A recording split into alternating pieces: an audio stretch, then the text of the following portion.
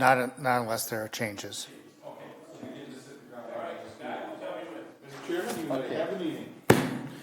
All right, I call the meeting to order of the Fitchburg Joint Review Board. This is being hosted by the City of Fitchburg on April 16th, 2024 at 3 p.m. Welcome and thank you everyone for being here. At this time, I'd ask our City Economic Development Director and Committee Clerk Mike Zimmerman to take the roll. Sure. Chad Weissy? Yep, here. With the Verona Area School District. Lori Griggs with Madison College. Here. Adam Gallagher with Dane County. Here. Sean Paff, Citizen Community Member. Here. And Mike Z, City Member. We have a quorum. Thank you, Mike. Item 3A, I think we can continue forward as a public member. I was appointed as a public member for Mayor Ratafrata. I'm very honored for that. And item 3B, Mr. Clerk, do we need an official vote on that or continue in my current role as chair? We can continue on, Greg said, as long as there weren't any changes. Sure, so I would continue if the board would so be honored to let me do that. I will continue as chairperson of this committee. Item 4, review responsibility of the Joint Review Board. I will briefly say a few words. I might turn over to Mr. Zimmerman just to do a little public acknowledgement as well. This committee is a joint review for those of you watching of your tax dollars, the taxing jurisdictions of the City of Fitchburg. The school district that this proposed TID is located in is Verona. Thank you for coming. Dane County, our friend Dane County Treasurer, because your tax bill has the Dane County on it, as well as Lori Gregg from Madison College as well. So that is the unique nature and the effective nature of this committee and why that committee is composed and why we sit here today. Mike, you want to share anything else, kind of public overview of what we do? No, I would just say that our taxing partner entities have been great partners with us, and we've done a lot of really good things through a number of TID districts here in Fitchburg, and hopefully this is the next one that we're getting ready to And this committee meets as needed, correct? Yes. Okay. And thank you all again for coming. It's very honored to have you here. At this time, item number 5, I'm going to turn over to Greg, our good partner from Ellers and Associates, Ellers has been a long partner with this city for their financial guidance that the city gives, and we will let Greg and Mike explain the project for us. Thank you. Thank you. Good afternoon. So we're convened today to discuss the creation of proposed tax incremental district number 18. We'll begin by just going over the timeline and the statutory process required to create a TIF district. We're at that first step here this afternoon, which is the convening of the Joint Review Board. This is an organizational meeting. No official action will be taken, but we will provide you with an overview of the proposed district creation. The next step is later on this evening, which is the required public hearing before the Plan Commission. They have on their agenda a resolution to consider creating the TIF district. That approval is required by the Plan Commission. If the Plan Commission approves to create the TID district, it will be forwarded to the Common Council. Their consideration is scheduled to occur on May 14th. They are also required to adopt a resolution expressing their support to create a TIF district. And then if it receives approval at those two city levels, it will be brought back to this body, the Joint Review Board, for final consideration. Before we adjourn today, we'll look at tentatively scheduling that final Joint Review Board meeting. And then it's also anticipated that we will cover the annual meeting requirement at that next Joint Review Board meeting as well. All Joint Review Boards are required to meet at least once annually to review the performance status of existing districts. So we'll combine the purposes of that final meeting. Most of you have served on Joint Review Boards, so I think you have a strong familiarity with how TIF districts work. As the TIF district is created, there's an existing taxable value of all properties. That is the base value of the TIF district. As that existing value appreciates or increases due to new construction or redevelopment, that increase in value is called the incremental value. That value is used to generate tax revenue to pay for expenditures within the TIF district. The city retains the tax revenue for all the taxing jurisdictions just on that incremental value over the base to use it to pay for the expenses within the district. So at its heart, the TIF district is a partnership between the city and the other taxing jurisdictions. By creating a TIF district, you're agreeing to forego your share of tax revenue on that increase in value to help pay for expenses within the proposed district. Some of the legal requirements we'll summarize to create a new TIF district. First is the 12% valuation test. This is a required statutory finding. States that the requirement is that the incremental value of all existing TIF districts in the city plus the proposed base value of this district that's proposed for creation, that cannot exceed 12% of the city's total equalized value. So the city is well under that 12% test requirement, has sufficient residual capacity to create new TIF districts, so legally the city can proceed since we are in compliance with the 12% test. Next, we'll speak about the specifics of the proposed TID District number 18. We've included a summary of the map that was included in the project plan. The primary purpose of this district is to help pay for the costs of public infrastructure improvements or development incentives as needed and determined by the Common Council to help promote development and redevelopment within the district. There are several parcels within the proposed boundary of the district that are part of a former quarry site that the city is looking to improve and bring to a higher land use. So there's proposed infrastructure improvements and there may be development incentives needed to help remediate those existing quarry conditions to get the land to a developable site and a higher land use. This is a proposed rehabilitation TIF district, which means it has a maximum life of 27 years, largely due to the majority of the district, including those former quarry sites that need that rehabilitation. So rehabilitation TIDs have that longer maximum life of 27 years with the expectation that redevelopment projects take a little more effort to bring to fruition, and certainly some of the existing site conditions here with the former quarry operation are true to form for this district, needing that time to redevelop. There are a handful of parcels that are presently within TID District number 9 that will be incorporated into TID District number 18. Those are shaded in purple on the map up on the screen. So a part of this district is what's statutorily called an overlay district. A property cannot be in two TIF districts at the same time.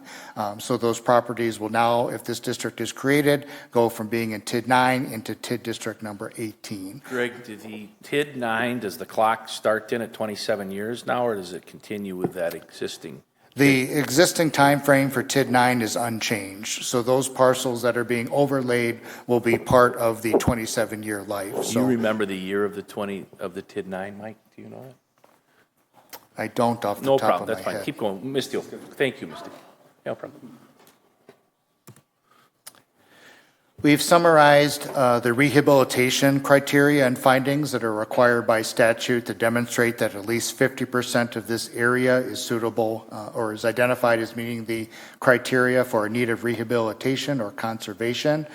We've listed all 10 parcels that are identified within the district, and several of them have been identified as meeting the conditions down below, condition number 3, which is the installation, construction, or reconstruction of streets, utilities, parks, playgrounds, or other improvements necessary for carrying out the objectives of an urban renewal project. And so really, again, it all pertains back to kind of the quarry sites that kind of need to be rehabilitated and the infrastructure that's necessary to kind of accomplish the renewal and redevelopment objectives of that area. So in total, about 66% of the entire district meets the statutory definition of in need of rehabilitation, which is greater than at least 50%, which is required by statute. So at a high level, what the project plans includes is some specific infrastructure projects, development incentives. The city can pay for infrastructure costs directly themselves, require the developer to pay for it, or offer a pay-as-you-go development incentive, meaning increment generated from the development can reimburse the developer for that infrastructure. There's also a general allowance for other development incentives that, if needed, are subject to approval and award of a development agreement by the Common Council. And then just ongoing costs associated with TIF administration, annual audit requirements, TIF reporting, any other reviews on projects as they come forth.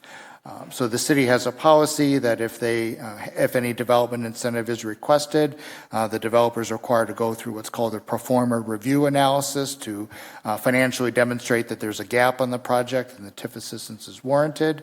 And typically, the development agreements are structured that if an incentive is offered on a pay-as-you-go basis and the increment is not sufficient to pay the maximum amount of that incentive, the city will have no responsibility to make up that shortfall. So that's all part of the city's past practices and best practices that we recommend that the city has followed for many years.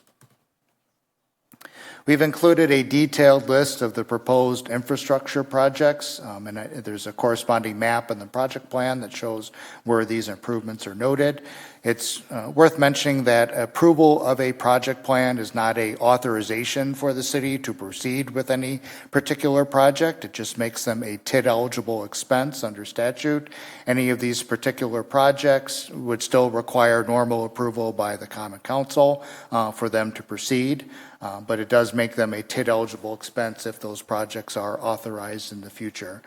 So there's some specific street and utility infrastructure improvements identified. There are also some specific reorientation of streets to kind of promote development, and some other transportation-oriented improvements to kind of help overall connectivity through the corridor. And then there's an allowance for development incentives, and then we've estimated any interest expense and any debt that may be issued to finance any of these projects. Maybe I'll pause there and see if city staff has anything you wanted to add on the specific projects, Mike? Mention that with the TID district overall, it's kind of a remnant of our township days where we're coming back in now and reclaiming that quarry land that has been part of Fitchburg to more active and tax-based use here.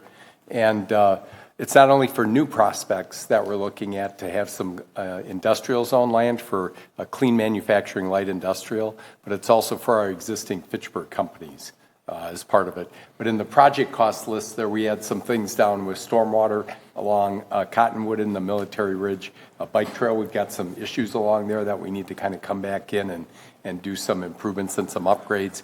There's the closure of Basswood there, and that's specifically working with our private sector partner, Sub-Zero. There's some safety and security concerns where there's a lot of traffic that likes to cut through their campus and actually kind of between some of their buildings where they've got loading docks and semis and everything. And it's not only auto traffic, but bicyclists and others. So they want to kind of tighten up their campus there. And then, of course, development incentives for some of the various projects that we're hoping will come forward with our existing businesses and then other new prospects.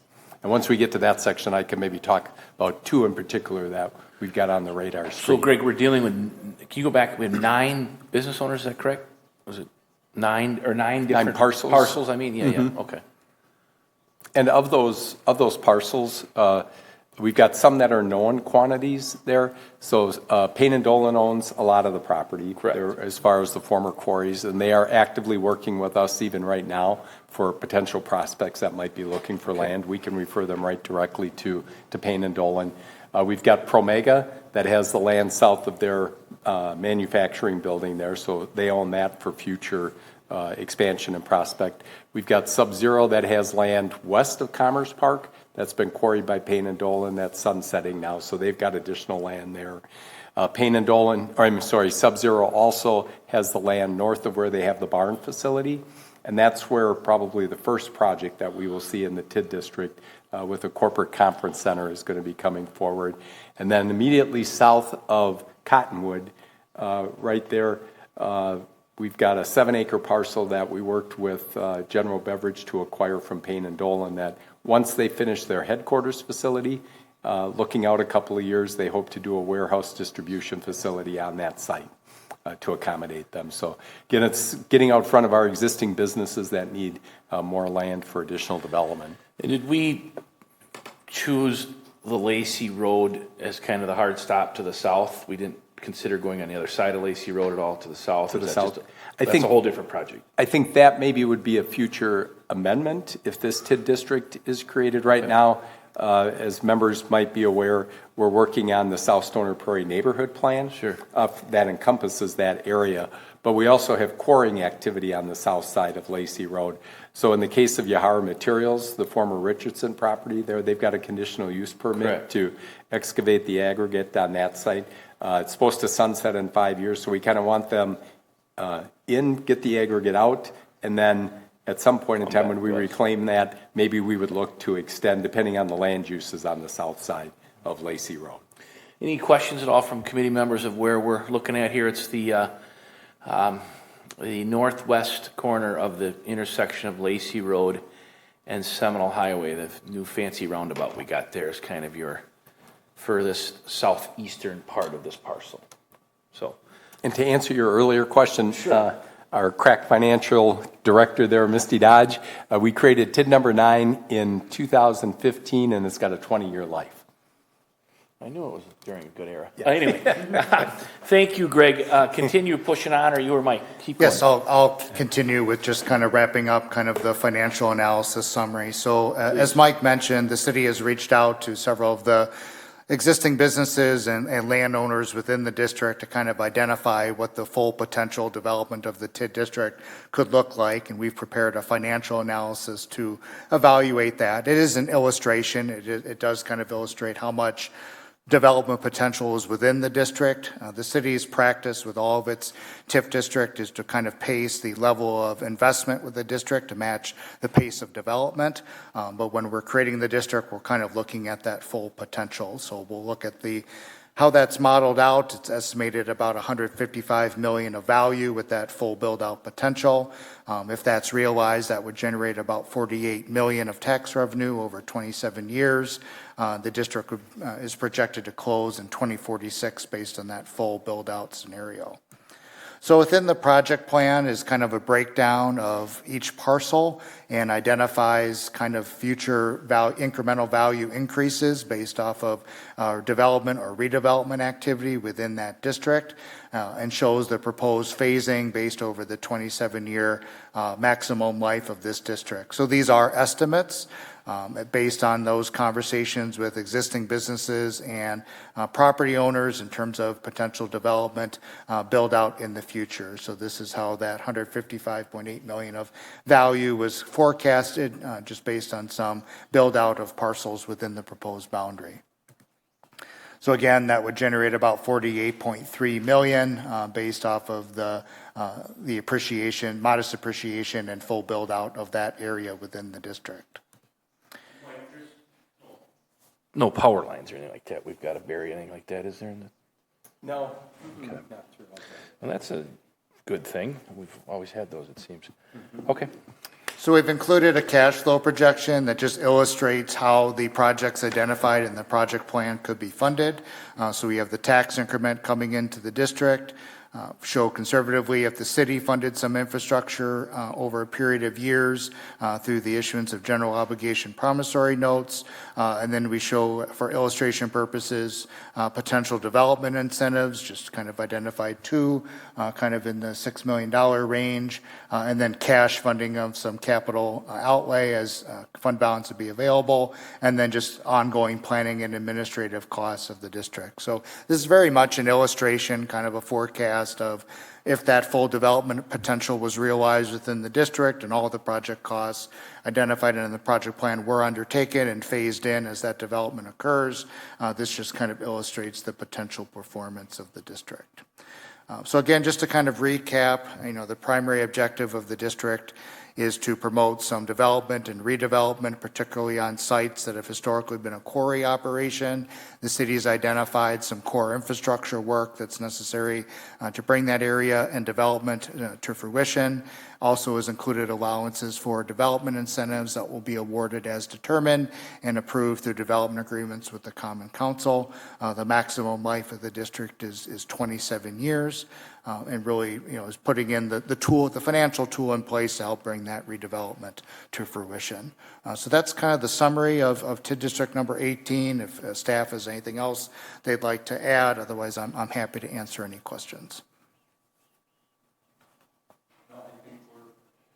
I think we're in a good position to hopefully move this forward, through the process here. It'll go to the Plan Commission tonight, then to the council, and then come back to this group late May or early June. And like I said, probably the first project that we will see is from our friends at Sub-Zero Corporation. So there's definitely private sector interest in getting this rolling. Yes. Mm-hmm. And all the outreach has been done with the parcel owners. Yes. In fact, as a rehabilitation district, all letters were sent to the property owners that are included in the district. You anticipate, Mike, we've been in there before, obviously Sub-Zero expanded, Promega. the topography we know pretty well, right? There's no surprises with rock or any major things that are going to drive up a lot of cost to clean it up at all, would it? No, and even with Payne and Dolan, with the quarries, they have their reclamation plans, Sure. for those sites. So, any additional costs that we would do would be beyond their reclamation plan, because they already have those on file as far as what they have to bring the property back to and the state and the status there. There could be some stuff looking long-term, on the Payne and Dolan kind of asphalt plant site. If there comes a point in time where that is relocated, someplace else, I think there might be some questions there at that site, but that's really longer term. There's nothing imminent there that they would relocate, from that site at this point in time. Lori, any questions from the Tech College at all up there? Any questions on your end?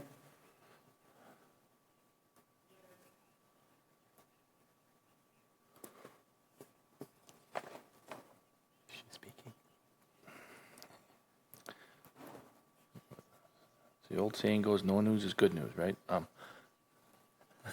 Okay, good. Sorry, Lori. Finally, I got it. No problem. Go ahead. Go ahead. No By all means. questions from me. Okay, good. Chad, anything from the school district? Adam, anything from the county? Well, I just think as the public member for this city, as someone who drives that area a lot, as a Western Fitchburg resident, I'm just excited to see how much I see. I enjoy the expansions that are happening there, Mike, and then we are blessed in this community to have so many anchor employers, especially in all different parts of our city, and that you've done outreach with major employers like ProMega and Sub-Zero. And again, I can't thank the cooperating tax districts for your patience and generosity to kind of let us create these TIDs and move forward. I know we're in a pretty bountiful part of the state where we see economic development, but these tools, I'm a firm believer in that, so I'm glad that we're here today. Greg or Mike, do you need a motion for us to move forward to this at all at this time, or is this just presenting to us? No, it's just presenting. Okay, so Mike, I'm going to let you land the plane here. Tell us what we need for item 6, kind of schedule, and Adam's got his BlackBerry, is it Adam, or you got a little high tech? We got all of our phones and calendars out. Lori, get your calendar ready and stuff, and let's get this nailed down. And if we can, as you said, Greg, 2 birds with 1 stone, let's do that review meeting the same night as well, so we meet that requirement as well.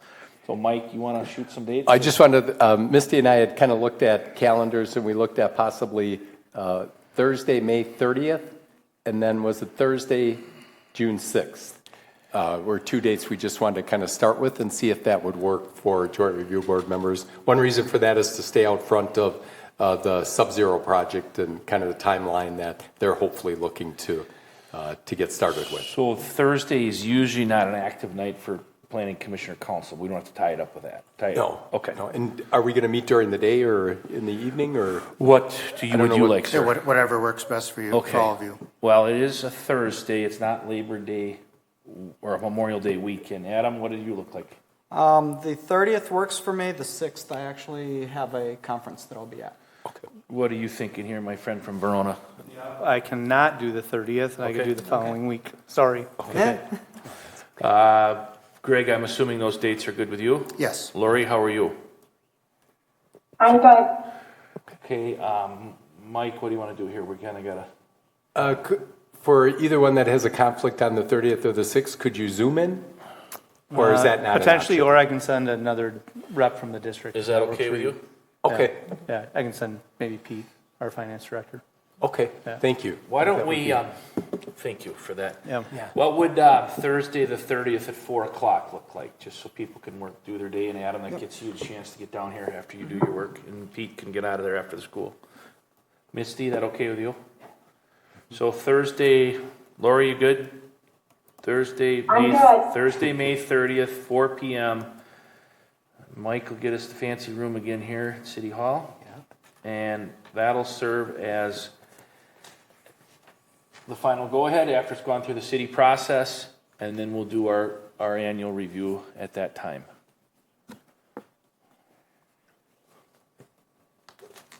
Thursday, May 30th, 4 p.m., City Hall. Greg, anything else from your end? Nothing from I guess me. my one last question for you, just for the public. You explained the role of if projects come forward, fiscally makes sense, all the dots or Ts are crossed, you were part of that analysis team, right? That Correct. looks Yeah, at Sellers has been involved in that analysis with the city over the years, so we help evaluate those requests as they come that. And the forward. city staff relies on, or works with you to make sure the numbers make sense. It's very much a collaborative effort, yes. We Thank kind of you. work That's- hand in hand to do all of that. Very much. Mike, anything else you want to add? No, I would just say as part of that process, anybody that's making a TIF request puts down a $10,000 deposit to cover the cost of the analysis and everything. So that's what really starts that process collaboratively between the city and Ellers. Okay, with that, I take a motion from my friend from Dane County for adjournment. Motion for adjournment. All those in favor, signify by saying We aye. need a second. Second, I'll second. second by both. All in favor, signify by saying aye. Aye. Opposed, same side. We are adjourned. Thanks, everybody. Thank you.